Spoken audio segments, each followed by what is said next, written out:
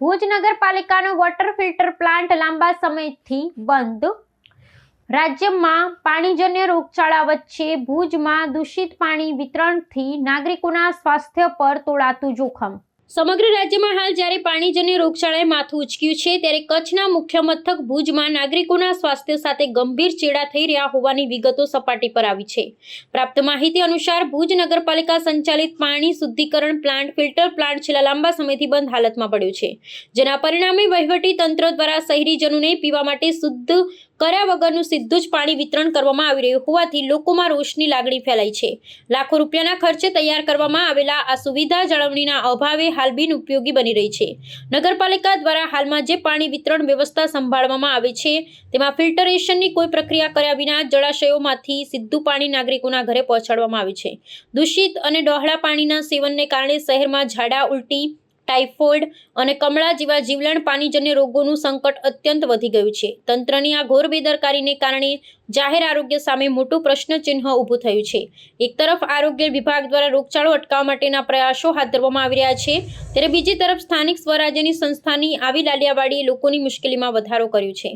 જાગૃત નાગરિકો દ્વારા આ બંધ પડેલા પ્લાન્ટને તાત્કાલિક ધોરણે યુદ્ધના ધોરણે રિપેરિંગ કામગીરી હાથ ધરી પુનઃ કાર્યરત કરવાની પ્રબળ માંગ ઉઠી છે। જો વહેલી તકે શુદ્ધ પાણીનું વિતરણ શરૂ કરવામાં નહીં આવે તો આગામી દિવસોમાં શહેરમાં રોગચાળો વિકરાળ સ્વરૂપ ધારણ કરે તેવી ભીતિ સેવાઈ રહી છે। આજે જે પીવા માટેનું પાણી અને પાણીજન્ય જે રોગચાળો આખા ગુજરાતમાં અનેક જગ્યાએ જ્યારે રોગચાળો ફાટી નીકળ્યો છે, ગાંધીનગરની તમે પરિસ્થિતિ જોઈ શકો છો। આવી જ પરિસ્થિતિ ભુજ શહેરમાં ન થાય અને ફિલ્ટર પ્લાન્ટ ચાલુ થાય એના માટેના પ્રયત્નો કોઈ ધારાસભ્ય કે સંસદ સભ્ય આજ દિવસ સુધી કર્યા નથી। કારણ કે વાજતે ગાતે એક મોટામાં મોટો લાખો રૂપિયાના ખર્ચે કુકમા પાસે એક સંપ ઊભો કરવામાં આવ્યું હતું। આ સંપમાં આ પાણી ફિલ્ટરથી લોકો ભુજને આપવામાં આવશે એવી વાહવાહી કરવામાં આવી હતી, પણ આજ દિવસ સુધી આ ફિલ્ટર પ્લાન્ટ ચાલુ પણ ન થઈ શક્યું। અને આ ફિલ્ટર પ્લાન્ટ પાણીની કેપેસિટી જે ભુજ શહેરની પાણીની કેપેસિટી કરતાં પણ ઓછી કેપેસિટીનો હોય અને પૂરતા પ્રમાણમાં પાણી ન આપી શકવાના કારણે આ પ્લાન્ટ આજની તારીખમાં પણ બંધ પડ્યું છે। વહેલામાં વહેલી તકે ભુજ શહેરને સ્વચ્છ અને સારું પાણી મળે એવું આયોજન સરકારશ્રીને કરવું જોઈએ। આવો જ પાણીજન્ય કે અહીંયા રોગચાળો ફાટી નીકળશે તો ભુજ શહેર તો પહેલેથી ગટરનગરી તરીકે જ્યારે ઓળખાઈ રહ્યું હોય અને સાથે જો આ પાણી પણ પાણીજન્ય રોગ જો નીકળશે, ટાઇફોઇડ કે આવા તાવ કે મેલેરિયા, તો પછી આ ભુજ શહેરમાં કોઈ સંભાળી શકે એવી પરિસ્થિતિ મને નથી લાગતો કે આ સત્તાધીશોમાં છે।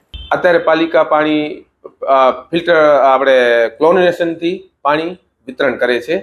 આપણે ભુજિયા ટાંકા ઉપર ક્લોરિંગ, પછી માધાપર ટાંકો, પાટવાડી ટાંકો અને એરપોર્ટ ટાંકો, ત્યાંથી પાણી જ્યાંથી વિતરણ થાય ત્યારે અમે ક્લોરિનેશન કરી અને પાણી બધાને વિતરણ કરીને આપીએ છીએ।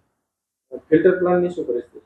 ફિલ્ટર પ્લાન્ટ ઘણા સમયથી બગડેલું છે, એનો આપણે રિપેર કરાવીએ તો ખર્ચું બહુ ઘણું છે, અને આપણે એ કરાવીએ તો વેસ્ટ પાણી ફિલ્ટરમાં વેસ્ટ પાણી ઘણું જાય છે, અને આપણે પાણીની જરૂરત રોજની 50 થી 55 ml પાણીની જરૂરત છે। આપણે નર્મદાનું પાણી 30 ml કુકમા ટાંકા ઉપર આવે છે અને 15 ml આપણે એરવાલમાંથી લઈએ છીએ, એટલે આપણે 45 ml પાણી આપણે મળે છે। બીજું આપણે પાણી આપણે બોરમાંથી પાણી લઈ અને વિતરણ કરીએ છીએ।